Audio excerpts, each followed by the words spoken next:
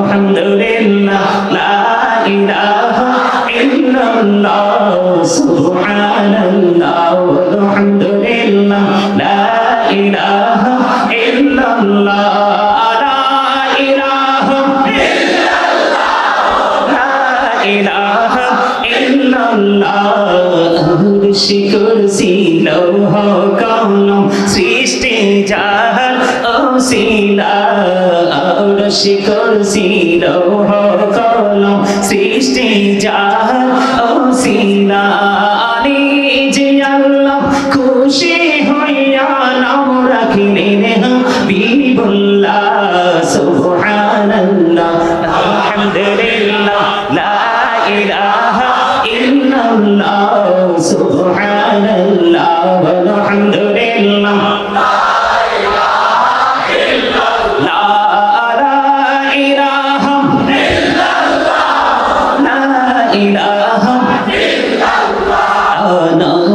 সাথী নবী শাইয়াম যারে আল্লাহ পাঠাইলা নবীর সাথী নবী শাইয়াম যারে আল্লাহ পাঠাইলা আরে যে আল্লাহ দুস্ত বলে তাহার প্রেমে মজিলা সুবহানাল্লাহ আলহামদুলিল্লাহ সুবহানাল্লাহ আলহামদুলিল্লাহ লা ইলাহা ইল্লাল্লাহ লা ইলাহা ইল্লাল্লাহ লা ইলাহা ইল্লাল্লাহ লা ইলাহা ইল্লাল্লাহ মুহাম্মাদুর রাসূলুল্লাহ সাল্লাল্লাহু আলাইহি ওয়াসাল্লাম জোরে জোরে বলুন আলহামদুলিল্লাহ। জিকির করা ফরজ, এটা হুসাইনি আদর্শ। শাহাদাত বরণ করার পূর্বক্ষণেও তিনি জিকির ছাড়েন নাই। একটু পরে তিনি পৃথিবী থেকে বিদায় হয়ে যাবেন, শাহাদাত বরণ করবেন, তারপরেও জিকির ছাড়েনি। জিকির মানে হলো স্মরণ করা। আল্লাহ বলেছেন remember me then I will remember you ফাযকুরুনি আযকুরকুম। আল্লাহ বলেছেন তোমরা আমাকে স্মরণ করো, আমি তোমাদেরকে স্মরণ করবো। জোরে কন্যা সুবহানাল্লাহ, আরো জোরে সুবহানাল্লাহ বলা আল্লাহর জিকির, আলহামদুলিল্লাহ বলা জিকির, আল্লাহু আকবার বলা জিকির, লা ইলাহা ইল্লাল্লাহ বলা জিকির। কাউকে সৎ কাজের জন্য ডাকা এটাও জিকির, অসৎ কাজের জন্য বারণ করা সেটাও জিকির। নামাজ পড়তে গিয়েছেন নামাজও জিকির, হজ করতে গিয়েছেন হজও জিকির। হজ হলো আল্লাহর জিকিরের জুলুস, আর নামাজ হলো জিকিরের জলসা, যেটা একই জায়গায় দাঁড়িয়ে বসে সম্পূর্ণ করা হয় এটাকে বলা হয় জিকিরের জলসা। যেটা বিভিন্ন জায়গা পরিদর্শন করে জিকির করা হয় ওটাকে বলা হয় জিকিরের জুলুস। আমরা আজকে জিকিরের জলসায় বসেছি, ঠিক নেই? আরো জোরে জিকির করলে কি হয়ে যায়? কাল পরিষ্কার হয়ে যায়। মানুষের আসল সত্তা তো তার দেহ না, মানুষের আসল সত্তা কি? তার আত্মা, দেহ নয়। কারণ আমি আপনাদেরকে বলি দেহের কিন্তু পতন আছে, রুহের কিন্তু পতন নেই, ঠিক কিনা বলেন? আরো জোরে I am a dead, you are dead, এটা বডি। কিন্তু ডেড সোল জীবন আমরা কোনোদিন শুনিনি। আত্মার কোনো ক্ষয় নেই, আত্মার কোনো বিনাশ নেই, আত্মার কোনো মরণ নেই। First tense, present tense, future tense, অতীত, বর্তমানে আছি, ফিউচার, ভবিষ্যৎ, ঠিক কিনা? ওখানে গেলে উপায় আসেনি। আরে কথা কয় না, আসেনি? আছে। এই দুনিয়াতে তো যা ইচ্ছা তা করা যায়। আল্লাহ উপায় সম্পর্কে বলেছেন ইন্না বাতশা রাব্বিকা লাশাদীদ। আল্লাহ বলেছেন the seizing of Allah is difficult. আল্লাহর ধর, আল্লাহর পাকড়াও বড় শক্ত, বড় কঠিন। তার মানে আল্লাহ খুব শক্তভাবে ধরবে, ঠিক না? ঠিক। Allah is quick to take account. Allah হিসাব গ্রহণে অত্যন্ত তৎপর। তার মানে ধরার পরে হিসাবটা খুব শক্তভাবে ধরবে, নিবে। যদি জবাব দিতে না পারি উপায় আসেনি। আরো ধরে কোন ওই দুনিয়াতে কিন্তু মরণ আছে, বাসন আছে, পালানের রাস্তা আছে। কথা বুঝেন আমার? মরার সুযোগ আছে, বাঁচারও সুযোগ আছে, আবার সুযোগ বুঝে উল্টা দিকে পালানোরও সুযোগ। কিন্তু ওপারটা পুরো ব্যতিক্রম। লা ইয়ামুতু, people will not die that day. সেদিন মানুষের মরার কোনো সুযোগ ফিহা ওয়ালা ইয়াহইয়া, people will not be able to life that day, বাঁচারও সুযোগ।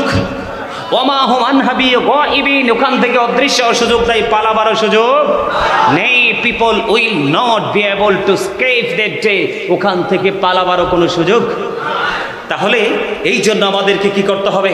ঈমানকে মজবুত করতে হবে। রাসূল এবং রাসূলের আহলে বাইতকে ভালোবাসা আমাদের জন্য ফরজ। কি এই ভালোবাসা যদি আপনার সিনায় 100% না থাকে, তাহলে আপনি মুমিন হয়ে কবরে যেতে পারবেন?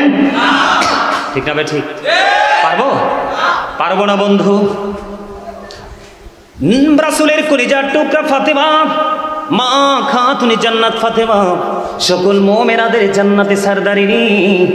আর এই যে যুবক, এত গরমের মধ্যে তোমরা বসে আছো, ঘাম খেজুরের রসের মতো পড়ছে মাথা থেকে পা পর্যন্ত, ঠিক না?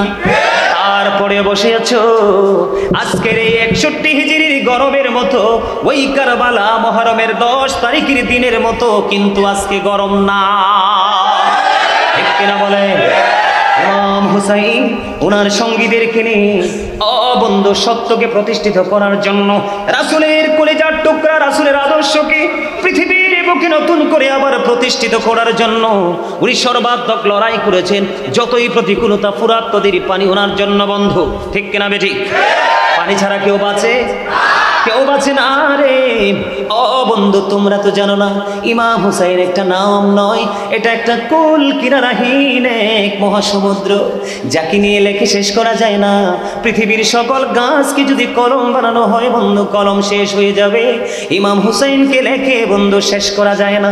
পৃথিবীর সকল খাল, বিল, নদী নালার পানি যদি তুমি কালি বানাও গো, তাহলেও লেখা শেষ হবে না।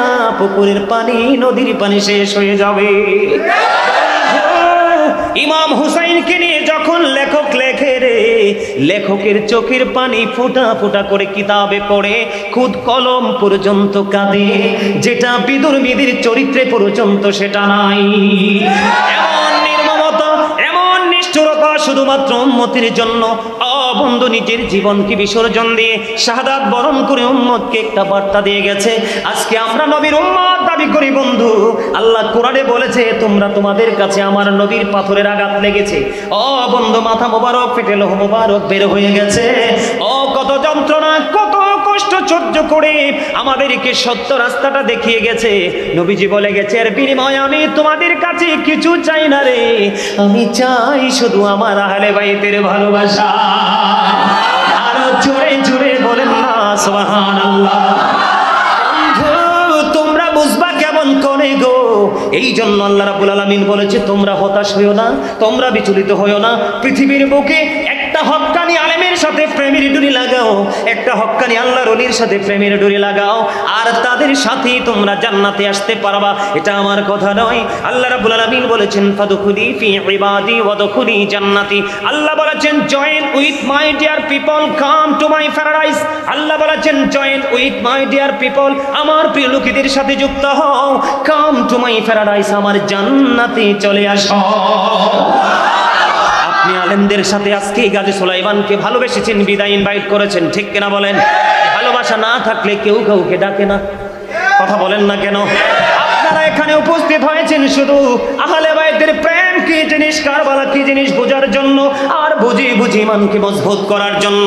বন্ধু, ইয়াজিদকে নিয়ে কোনো কথা বলতাম না, কিন্তু ইয়াজিদকে নিয়ে কথা বলতে হবে, কারণ ইমাম হুসাইনের শহীদের সাথে একেবারে 100% যুক্ত রয়েছে। তাকে যদি আলাদা করে দেই, সত্য মিথ্যা কোনোটাই আপনারা বুঝতে পারবেন না, ঠিক কিনা বলেন? আমি সেই অধ্যায়ে পড়ে ঢুকবো, তার আগে আমি আপনাদেরকে বলবো, আল্লাহ কোরআনে বলেছে ভালোবাসার কথা, নবীজির পবিত্র জবান মোবারক দ্বারা তিনি আমাদেরকে বলে গেছেন ভালোবাসার কথা। এখন এই ভালোবাসাটা আল্লাহ বাসছে কিনা প্র্যাকটিক্যালি একটু জানার দরকার আছে না নাই? আপনাদের জানার দরকার আছে না নাই? বন্ধু, আমার দিক থেকে হৃদয় খুলে শোনেন। সারা রাত আমি আপনাদেরকে বিরক্ত করব না, অল্প সময়ের মধ্যে আমি তত্ত্ববহুল আলোচনা করার চেষ্টা করব, যেন আপনাদের বুঝতে, শুনতে, জানতে যেন অসুবিধা না হয়। আমি একটু প্রেমের জায়গাটা ক্লিয়ার করব বন্ধু। আমার ইমাম হুসাইন আমাদের কলিজার টুকরা, তিনি ছোট একদিন মা ফাতেমার গলায় জড়িয়ে ধরলেন, ধরে মাকে ডেকে ডেকে বললেন, আম্মু আমি আজকে একটু বন্ধুদের সাথে খেলতে যাব, খেলা শেষ করে আসার পরে আমার একটা আবদার আছে গো। ওই আবদারটা কি? আমাকে আপেল খাওয়াতে হবে। মা ফাতেমার গলায় ধরলো। ইমাম হুসাইন বলল, যখন মা খাতুনে জান্নাত ফাতেমা তাকে প্রতিশ্রুতি দিয়ে দিয়েছে, যাও যাও বাবা তুমি খেলা শেষ করে আসো, আমি তোমাকে আপেল খাওয়াবো। এই কথা বললেন। হুসাইন রাদিয়াল্লাহু তাআলা আনহু আস্তে আস্তে করে চলে গেলেন আনন্দিত হয়ে। ইমাম হুসাইন যখন প্রস্থান করলেন, প্রস্থান করার পরে মা ফাতেমা চিন্তা করে দেখলেন, আমি আমার জান্নাতের সরদারিনী, আমি আমার কলিজার টুকরাকে আমি আপেল খাওয়াবো বলেছি, কিন্তু আমার তো মনে নাই গো, মদিনার কোথাও তো আপেল খুঁজে পাওয়া যায় না, কারণ মদিনায় তখন আপেলের সৃজন না। মা ফাতেমার ব্রেইনে যখন আসলো, সোজা তিনি মা আমার রাসূলের হুজরা মুবারকে চলে গেলেন। যাওয়ার পরে বন্ধ কিতাব প্রমাণ করেছে নবীজি বসা ছিলেন। রাসূল মা ফাতেমাকে দেখে দাঁড়িয়ে গেলেন, ডাক দিয়ে বললেন, মা মা গো আপনার কি হয়েছে? আপনার ললাটে ঘাম দেখা যায়, আপনাকে পেরেশান মনে হয়। এবার মা ফাতেমা ডাক দিয়ে বললেন, বাবা বাবা গো আপনার কলিজার টুকরাকে প্রতিশ্রুতি দিয়েছি, সে খেলা শেষ করে আসলে আমি তাকে আপেল দেব। বাবা এখন তো মদিনার কোথাও আপেল নাই, আমি তাকে কেমন করে আপেল দিব? বাবা এবং মেয়ের মধ্যে কথোপকথন, এর মধ্যে বন্ধু চাইয়া দেখি জিবরাইল জান্নাত থেকে আপেল নিয়ে হাজির। জোরে জোরে বলেন না সুবহানাল্লাহ, আর জোরে বলুন সুবহানাল্লাহ।